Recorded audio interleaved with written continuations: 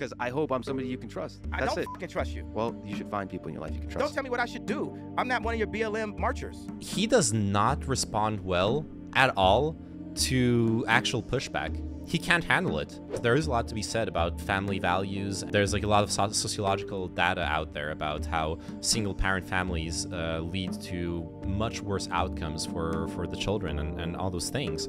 Isn't it then the case that you actually do want abortion as a viable option when families are dysfunctional? Do you actually want to bring children into those families? Super intelligent what Ye just said. That is such a smart take. I love it. I love what he just said, actually. I really do.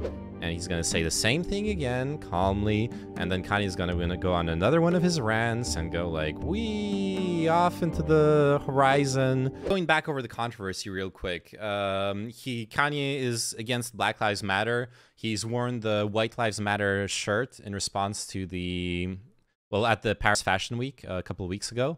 He believes that the narrative of trauma among the African-American community is harming the African-American community. So that's why that's where he's coming from, as far as I can understand. Love and respect engineers. That's the only thing that we really need to teach in school is engineering. We don't need to teach history. No! Oh my God, he's a STEM lord now. We don't need to teach anything that is subjective. It needs to only be engineering taught in school, and everything else needs to be recessed. God, no. Nothing at all. Any forced subjective information is just to weaken and indoctrinate our species, and that's what schools do now. As an engineer, I love hearing you say that, but to push back, history is not. The interpretation of history might be subjective, but history has some facts, and they're useful to give a grounding to the way you do engineering. I don't 100% believe in anything, any concept of the future or any concept of history, because history was just written by the victors. Yeah, that's so. If I that's so fucking deep. Happen on the day that later that day is reported wrong. So how wrong is something reported 1,000 years ago? And why would we argue about something that's not in the now? Because that's the only thing that everyone can agree upon is that it is now, right now. Yeah, well, it is now, right now. Damn, we're going really deep with this. Holy shit. Mistakes of the past. That's the usefulness of history, the limited usefulness of history. The biggest mistake from the past that we keep making is looking at the past. Too much. Giving too much value to the past. Too much value to the past. We are now. We are now. We are here. We are one species. We are one race. God damn it. We're here, and it's time. And the leadership is changing because. And look, I don't actually disagree with the idea behind it. That's like the fucking Buddhist education I got brought up with. It's live in the present moment. Learn to actually experience the present moment and appreciate it. And like that's not a bad message. I don't entirely disagree either. What's the first thing I said at the beginning? We're talking about engineering and humans. We're all and human. And then what did I say we shouldn't focus on? Race. Not just that. I said they shouldn't teach this in school. History. The history, because what schools are doing is exactly what the CIA does with Pixar films and Disney films. They make Bambi's mom die in the beginning, right? Oh, that's a big one. That's a fucking truth bomb right there. Forget the CIA throwing coups in South America, all that shit. The biggest crime was killing Bambi's mom. We're learning stuff here. Lessons of history. In Nazi Germany, science was used to create atrocities. Engineering, the same. Engineering could be a tool of war. We're still in the Holocaust. A Jewish friend of mine said, go visit the Holocaust Museum. And my response was, let's visit our Holocaust Museum, Planned Parenthood. With all due respect, I grew up. What? Planned Parenthood is... okay, I know what he's talking about. What he means is he considers every abortion a murder. So the fact that most abortions affect...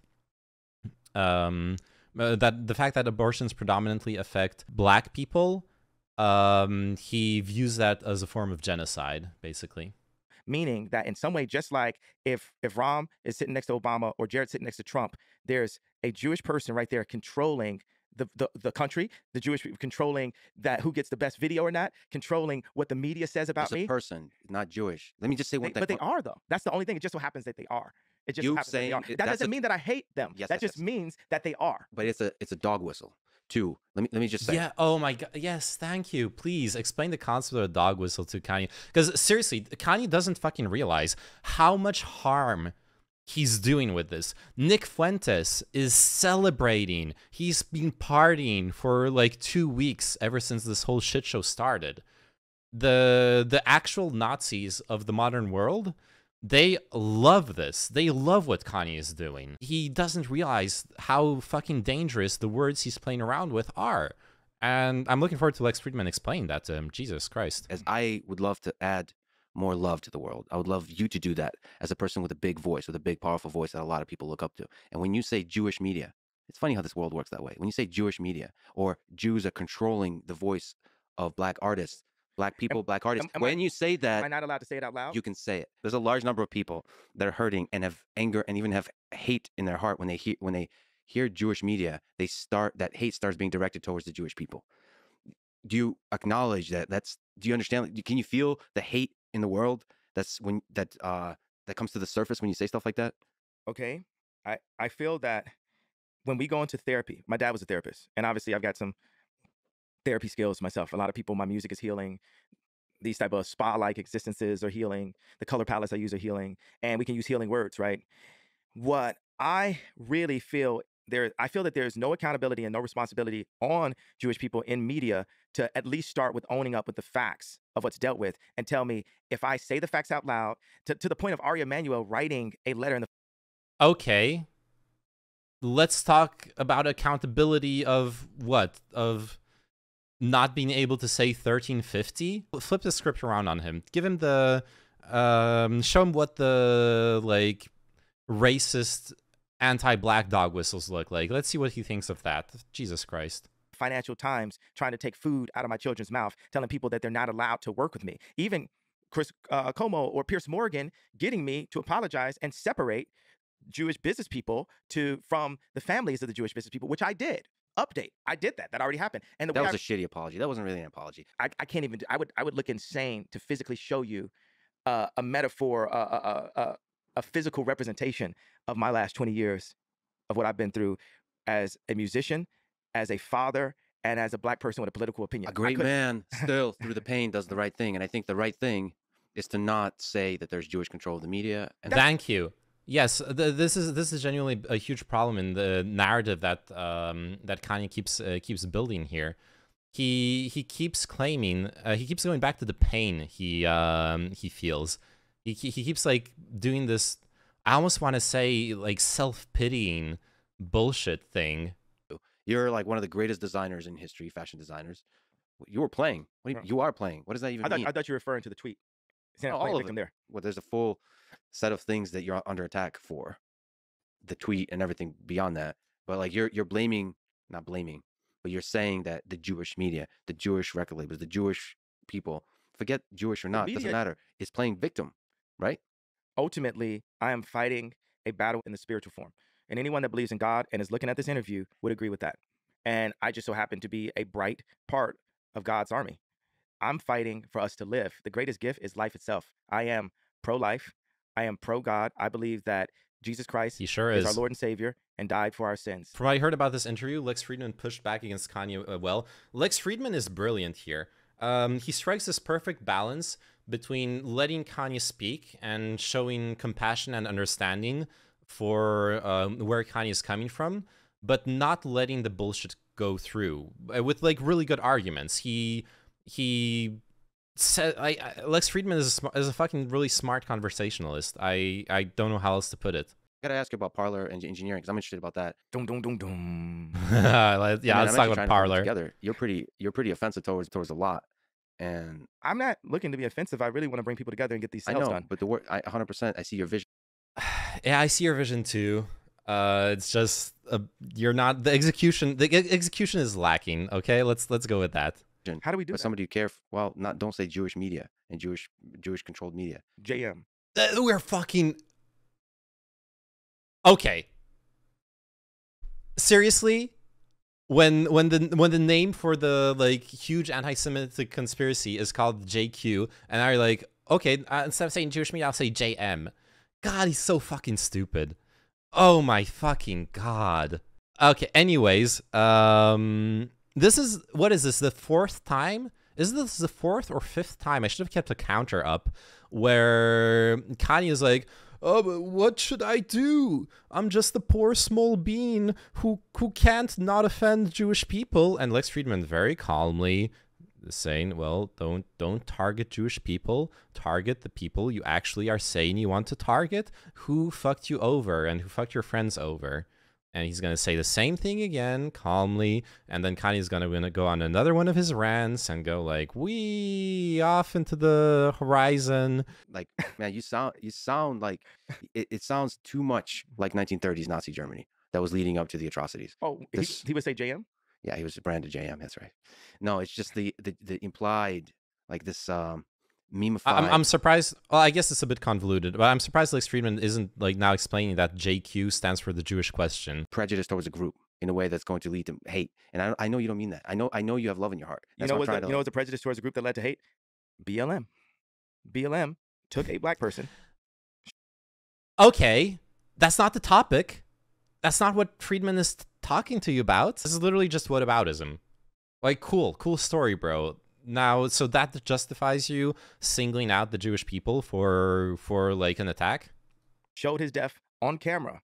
Because, okay, there are examples of us being killed and being killed on camera. But if it was spread on camera, it was done on purpose by the media. Because 14, 20 kids get killed in Chicago every week, and it's not spread that much. They, like you said, singled out a person, directed everything on that person, right, as the martyr, and raised the people that hadn't had any. We didn't have our 40 acres and a mule. We didn't have. Okay, for anyone listening to this and who's thinking like, oh wait, shit, Kanye is actually kind of making sense. Let me just put a different narrative before you, and you'll be the judge of what you want to believe. I believe media picks stories based on what will be successful. People have an emotional attachment to police being more held to a higher standard. People dying due to police brutality, especially with the history of racial oppression that the US has been built with, when someone with the authority, with the responsibility, with the great power that implies great responsibility, a police officer, is the cause for the death of an innocent minority, and yes, he was on drugs, etc., etc. None of that makes him deserving of death. Well, that causes outrage. That causes a very strong, visceral, emotional reaction in people. And that kind of outrage drives clicks. That kind of outrage drives viewership to media. Media is not trying to victimize and hurt the black people of America. Neither is it trying to support their cause. Media is just trying, it's a business, it's just trying to make money. And what made the most sense for them, what made the most fucking sense for them to make money at that moment was to go with that story. It's as simple as that. It's not a grand conspiracy, yay. It's not this big plot to hurt the African-American people. It's just simple business dynamics and human emotions driving them. It's as simple as that. Things that are happening. And what's happening is there's a new frontier, right? Meaning, like, it used to be okay for somebody to be a billionaire. We thought about a billionaire, right? A lot of times you think I'm actually kind of being out of shape. And, 20 years ago, 30 years ago, like Onassis or something, like you thought about it a different way. Now you think about a billionaire, you think about Elon, you think Kim, you think Ye, you think it's a new kind of billionaire. It's not just Soros is a billionaire. It's a new form of billionaire. Well, right now, what I'm calling for the industry is I'm calling the industry out and saying, like, hey, it just so happens that there's been times where I had my lawyer was Jewish, my regulator was Jewish, but like 8 people that basically would collude and talk without me were in groups saying, okay, this is what the tour is going to be. This is his next house. And they're making all these decisions and they're making all this money. And at the end, I was like, I ended my tour and I don't have the money. And see what it's exactly what he's doing. He conceded that he never really had an answer to when Lex told him that he should be better than this. And now he's back to it. He's back to, my life was being controlled by Jewish people. That's his fucking message at the end of the day. Just so happens that that's the case, that what they were. But what I'm saying is, if everyone can say, hey, you can't point out this fact, or we're going to say you're anti-Semitic and we're going to call you Hitler, I feel that there has to be at least 1%. He's like, I swear, like, all Lex Fridman has to do to answer this. So are you okay with people out of context talking about the 1350 thing? Is there somebody in your life close to you that you trust enough to call you out on your bullshit? We're all full of shit sometimes. What's my bullshit? Well, some of it I pointed out today, but I don't know you deeply enough. What was the Jewish media? Yeah, you did point out some of his bullshit for sure. Jewish. That's not bullshit. The bullshit is that the Jewish media won't admit. Your dad was right. Your dad was right. The words you used, you weren't. And I said it. You're not gonna make me say it 800 more times. I don't. He's so, god damn it. This is disingenuous. He's. Of course he's gonna make you say it again, because you're not actually apologetic. You're saying the same. You're saying the Jew word again. You're doing the same fucking dog whistle again. So of course he's gonna call you out on it again. I don't know if it resonated, because you keep saying like the words. Did it resonate to y'all that y'all ain't do nothing about it, and that all y'all want to do is have somebody apologize and sweep under the rug your bullshit that you've been doing the whole time? You on the same bullshit as the other people. So you're doing the same thing that the other, let's say media, because I'm not allowed to say, has done. So until somebody Which is what, man? I'm trying to call you out on your bullshit because I hope I'm somebody you can trust. I don't fucking trust you. Well, you should find people in your life you can trust. Don't tell me what I should do. I'm not one of your BLM marchers. He does not respond well at all to actual pushback. He can't handle it. He can't handle someone disagreeing with him. It's like a personal affront. It's like it's offensive to him to have someone sitting across him disagreeing with him. And with Piers Morgan, I can understand. Piers Morgan is like a condescending prick. But now he's doing it to someone who's being respectful and intelligent about how he's criticizing Ye. And it just comes off as extremely, extremely egomaniacal, where you can't like deal with any kind of criticism at that point. And I'm with you on the BLM. A lot of organizations use tragedy, and I watched the Candace Owens documentary. And what was your take on it? I think it's important to question the mainstream narratives, but I don't agree with it. I still believe that George Floyd died from the knee of the cop, not from fentanyl. And even if that was the case, there's still 50% of black deaths is actually abortion. So let's get into engineering. Let's just go, because that's yeah, you heard him like, he's like, are we gonna do the abortion debate now? That's not what I invited you to interview you on. Holy shit. You fix that. Population control is social engineering. And its most literal form. The blacks that are under population control. That's something that, I mean, that's just what it is. African Americans are not choosing to get the abortion. I mean, it's a choice. It's an individual choice. But we're being influenced to.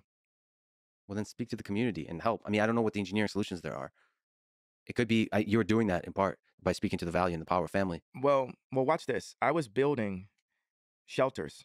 I bought land in California. I mean, it's hella fucked up too, when because it's not. It's so reductive. It's so reductive of Ye to reduce the problems. At least to my understanding, it's so reductive to reduce the problems of the African American community in the U.S. To abortion. Like there is a lot to be said about family values, and there's like a lot of sociological data out there about how single parent families lead to much worse outcomes for the children and all those things. But isn't it then the case that you actually do want abortion as a viable option when families are dysfunctional? Do you actually want to bring children into those families?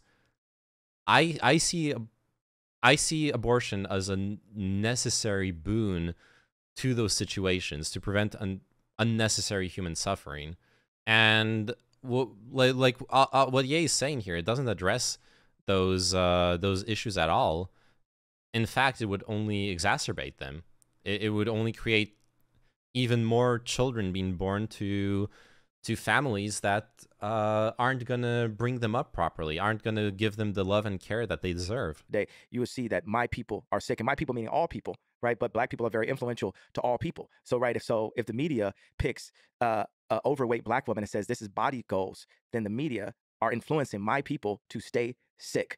And it just so happens that that night I was so frustrated after 20 years that I had to call it out in one tweet. That now, even if I say, hey, okay, I was frustrated for these reasons, now it's not good enough. You've literally tried to make me re-apologize 10 times in this meeting, re-say this, re-say that, but it doesn't change the fact that... Because you haven't apologized. You haven't apologized sincerely a single fucking time. It's as simple as that. An apology that is followed by but is not a real apology. It's not a sincere one.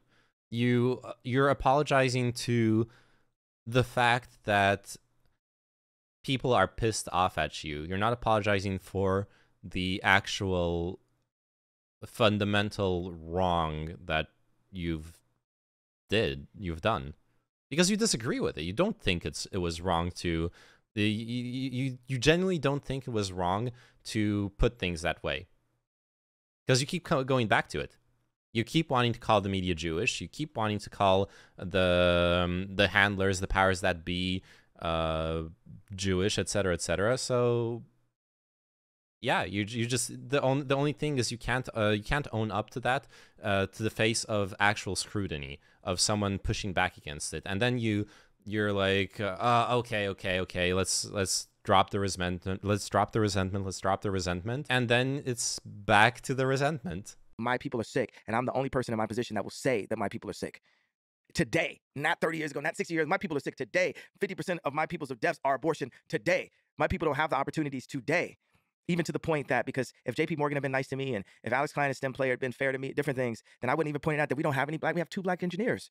So I have to have a responsibility, obviously to all people, but specifically to my tribe, because tribes move. You know, tribalism is real with Black people. To separate the brightest from the tribe, or to separate the leaders, it is factual that the CIA removed the leaders from the Black community, put crack in the communities, put guns in the communities, and locked up all the leaders and called them gang leaders, right? Locked up all the leaders, locked up all the fathers. Now, 72% of Black mothers are raising children by themselves.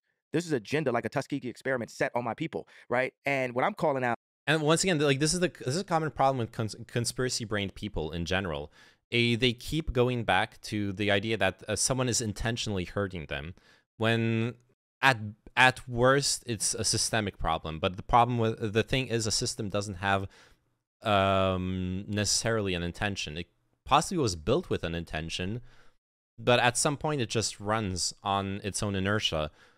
This need to blame someone specifically for hurting you is very human, but it's also on the specific topics Ye is touching on right now is just patently wrong. You can't always take something that hurts and find an easy scapegoat. Sometimes it just hurts and it's no one's fault, and you still have to find solutions afterwards.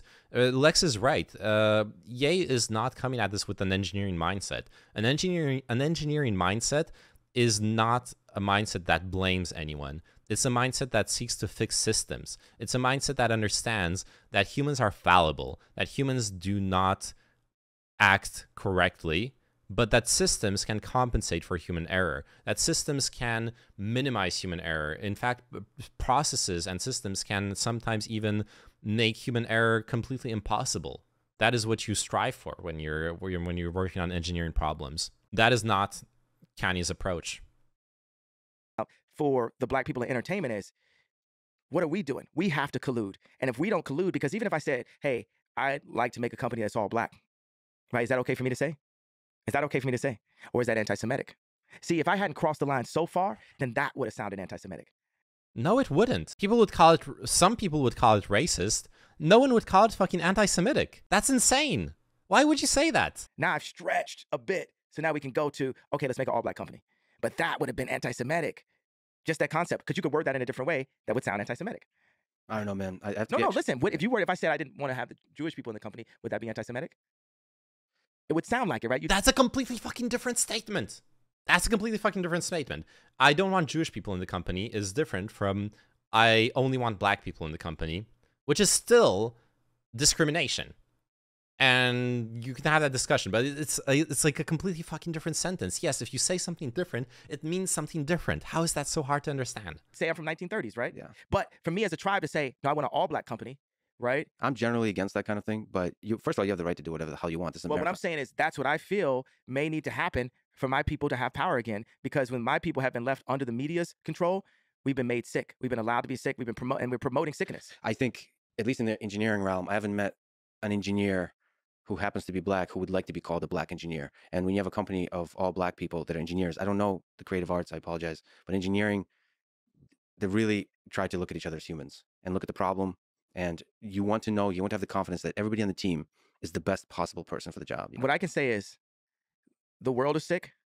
And there's valid criticism of the whole meritocratic approach, the best person for the job, et cetera, et cetera. There are problems with that approach as well.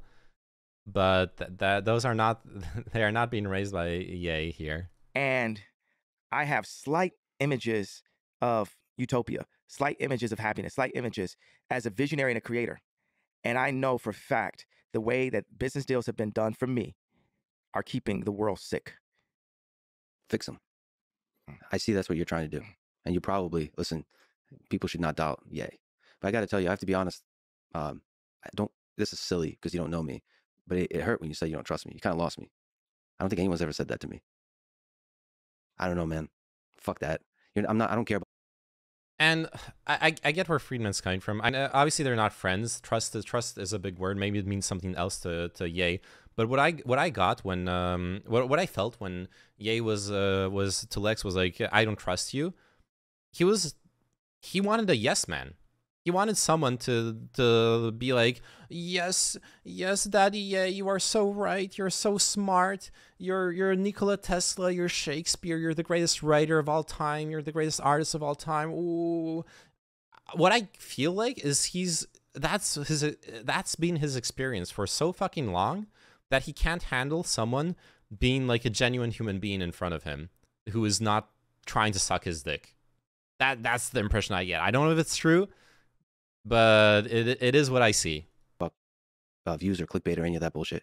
I just thought you were one of the greatest artists ever. It'd be cool to talk to you. And I feel like you got pain you're working through. I never had anyone say that to me. Maybe I'm just being a mess about it, I guess. That's fucked up though. But maybe it's not. Maybe you shouldn't trust it. But I just haven't had that experience. Yeah. Do you think I would trust anybody at this point in my life? Yeah, it's tough. It's tough. I hear you. And it's also kind of good to see. That is a fair point though. That is a fair point. Like, and this goes back to what I said earlier, actually. No, he's right. Ye is like putting a lot of value on the word trust, which is absolutely fair. Strength you got. You're not broken by any of this. You're under a lot of attack by a lot of people. You have a vision and you're trying to feel your way through it. And you might get destroyed for it. That's the risk you take. It's a wonderful life though. What do you hope your legacy is? To be forgotten. You think you'll be forgotten? Because there's ego in memory, in the memories. Who designed the sidewalk? Who designed the water fountain? Who designed the stop sign? Who designed the stoplight? These things are so ubiquitous that the person that designed them is forgotten. If it's a good idea, it's a God idea. And no VCs can own it. So you want your designs in all realms of life to be so simple that they... That's fucking super intelligent what Ye just said. That is such a smart take.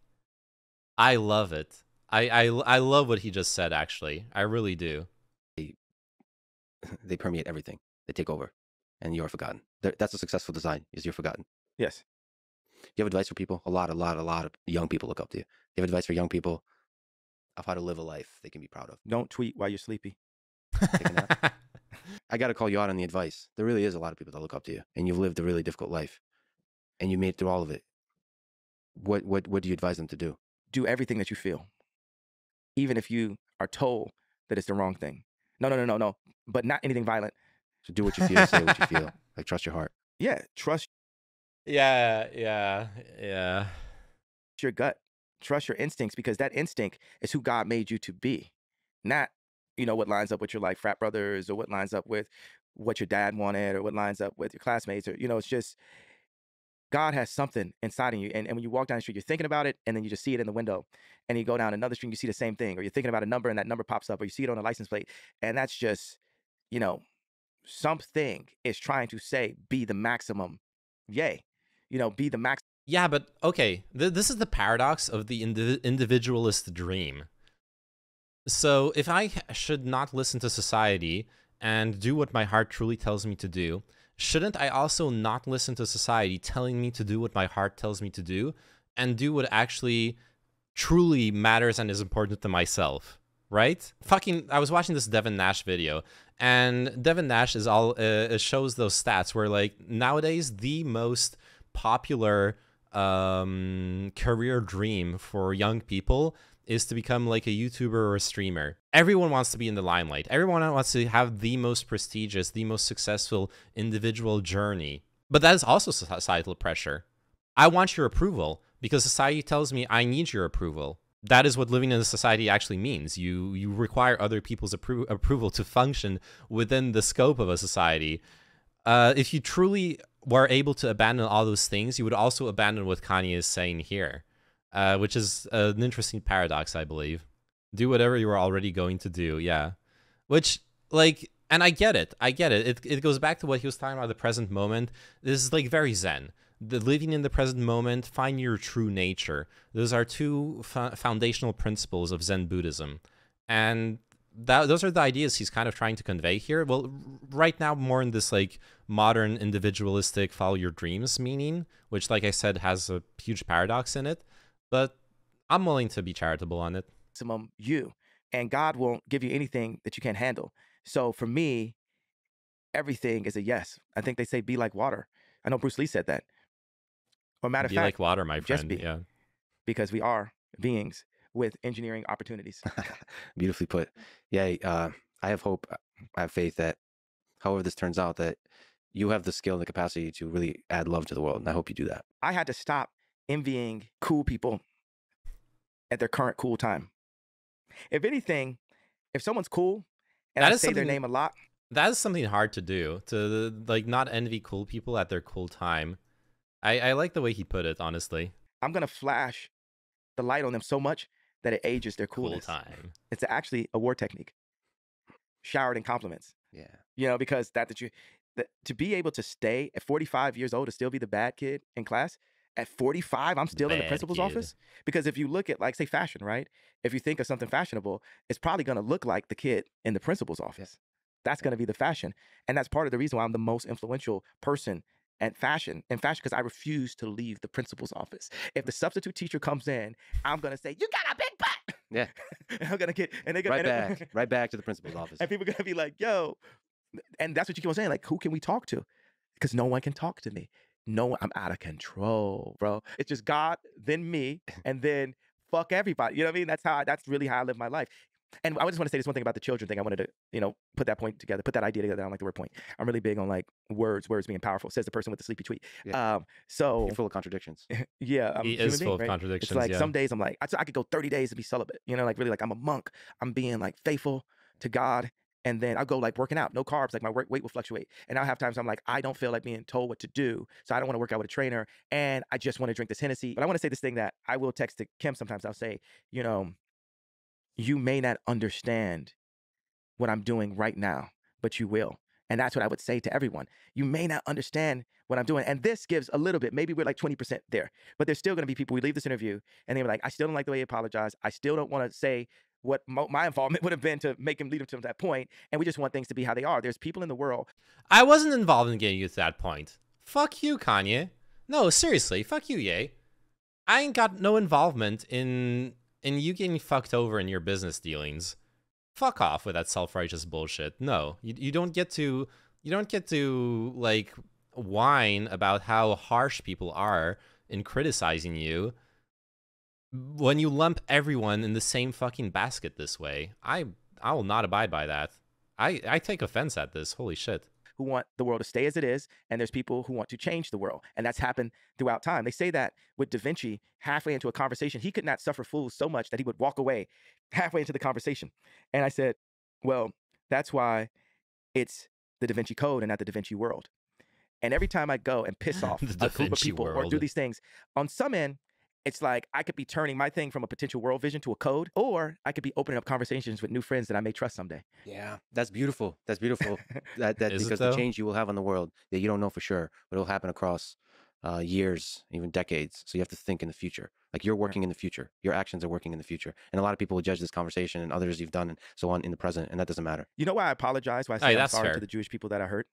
It's not about, like I said, I'm not going to hold this apology hostage, right? It's obviously it's about God, but God is everything, right? So what's the point of even having language and being, you can't engineer if you say God, God, God, right? It's like, God asks us to be judgmental so that you become, if you're a doctor, right? It's your judgment that saves grandma, right? And God puts that in there. It's like we have God inside us. We're a piece of God also, sure, right? So I'm going to go specific to a person. That story about Da Vinci alone is enough of a reason for me to give a sincere apology to the Jewish people, because I do believe that there's a Da Vinci Code inside of all of my misspellings and scribbles right here. I still don't see your apology as sincere, though. I understand you. I've listened to you. I've listened to fucking like 3.5 hours or even 4 hours of you this entire God fucking week to get to the world. And when I'm in my way, if God has set something, and I get that you're coming from a benevolent, positive place. I actually do genuinely trust and believe that. But the apology is insincere, and not insincere from a malicious place. It's insincere from a place of you want to be understood, but you don't understand what people are telling you, or you like just get offended at it. It's rough. It's really fucking rough to like listen to. Me, when I'm in my way, I'm in God's way. Now I can point at other people and say, hey, you guys are in God's way because you're not listening to me. But if I'm in my way, I'm not listening to God. And for me to be a philosopher and a leader or whatever other language, I have to listen to God. So before God, what I would do is start off as a samurai and say, I'm sorry for hurting you as a Jewish person. I'm sorry for the way that made you feel. And I'm sorry for the entire population of a race that I feel is actually my brothers, because I classify and feel that I'm also connected with Christ in that way, that my people came from Africa in that way. And I can't say it's this exact teaching or that exact teaching, but I feel that there's an important, the sons of Abraham, however we want to word it, right? For us to come together and bring our different talents together to serve God collectively. And he, as much of an alien as I am, he did not call for me to alienate. And that's what the problem has been, especially in politics and in America. That's a beautiful way of putting it. But you did alienate. You fucking alienated me. Place America as the TV, as the radio to the world. We invented rock and roll, right? We are the influencers of the rest of the planet. We're the youngest startup in history, right? We're the youngest country. We're the youngest superpower, right? So for me in my position, the fact that I can talk to Trump one day and be at a game with Kim Kardashian the next day and then be at Paris Fashion Week, they don't want me to be involved with language of divisive language, proving that I can be just as racist as a racist white person. Oh, I can be a racist black person also. That's not what God has called me to do. So how do I simplify and say, hey, to you as a visionary, as an engineer, as a person that's given me a platform, that as my brother, I want to apologize to you for how that made you feel, and to the rest of the people that carry specifically that pain, not the pain that I talk about. That doesn't seem to be as much of a pain for people when I talk about the abortion clinics and stuff. That's the argued pain even in my own community. Like not everyone thinks that's a pain. But for the Jewish community, it's collectively, this was a pain. Hey, he actually understands that those are different fucking things. I'm glad to have heard him actually, I guess, concede that. We can say that, yeah. Thank fucking God. And I've gone so far just psychologically on this journey since that statement had happened, where I didn't want to like give up the candy in my pocket. I didn't want to say, hey, I stuck my hand in the candy jar. I wanted to defend my freedom of speech. I wanted this. But even with freedom of speech, pain is pain. Causing people to hurt is not helping. Causing people to hurt is not helping. So that means I have to take a more sophisticated approach to engineering this problem. This problem is an opportunity. And yes, that what could some people may deem as a mistake. Would it be more genuine if I called it a mistake? I think I would be hypocritical by calling it a mistake with the ending of the idea I'm going to say out loud. So I don't try to be a hypocrite on purpose. But I will call it a mistake to add a genuine, to be genuine about the feeling. With that mistake, with me as a human being, not to justify, but I have to state that God makes no mistakes, because if I hadn't made that mistake, I wouldn't be in front of you today. And that's not to justify this sleepy text. But I can tell you're a man that has love in his heart, and I hear that. I hear it through the words explicitly and implicitly. And I think if we're to engineer a better future, the way to do that is with love. So as one human. Okay, going back, who was it? Was it you, Magic Turtle, who was talking about the Lex Fridman being criticized for doing a man who telling him he's a man who's got love in his heart and stuff? You got to put it back into context. They are leaving the interview on a good note. Ye has actually conceded a lot. Oh, that was someone else. Okay, yeah, they probably aren't in chat anymore. But they were complaining about this. But Ye has clearly conceded and accepted the criticism that was levied against him. I think that's very clear. So it is absolutely. I think it's great that that is what it ends on in a way. That makes sense to me, honestly. All right, let's finish the interview. Oh. To another. I love you, brother. Thank you for talking today. This is great. I like you too. Son of a bitch. Nice. Thanks for listening to this conversation with Ye, formerly known as Kanye Ye West. To support this podcast, please check out our sponsors in the description. And now, let me leave you with some words from Ye himself. Nothing in life is promised except death. Thank you for listening, and hope to see you next time.